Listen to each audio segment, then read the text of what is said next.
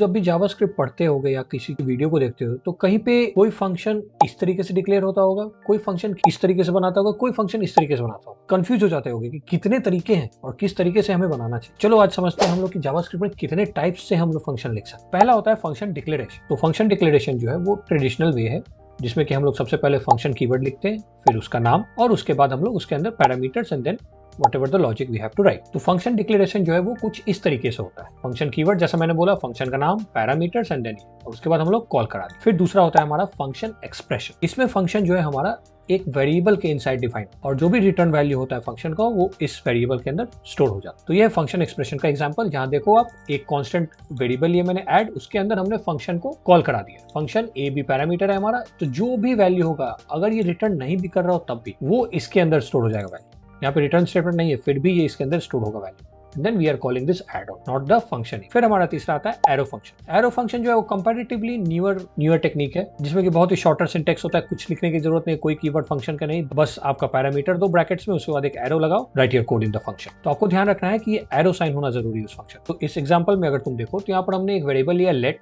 उसके अंदर हमने ये पैरामीटर पास करा दिया और फिर ये देखो ध्यान से, ये है हमारा एरो जो कि डिफाइन कर रहा है कि ये एक एरो फंक्शन है और इस ब्रैकेट्स के अंदर हमने वो लॉजिक लिखा। Then we are printing this add. तो ये है हमारे तीनों तरीके जिसको यूज करके हम लोग फंक्शंस लिख सकते हैं जावास्क्रिप्ट के। अगले शॉर्ट्स में हम लोग सीखेंगे कि इन तीनों में डिफरेंस क्या है, कब क्या यूज करना चाहिए। अगर ये सीरीज आपको अच्छा लग रहा है तो give a thumbs up and all good.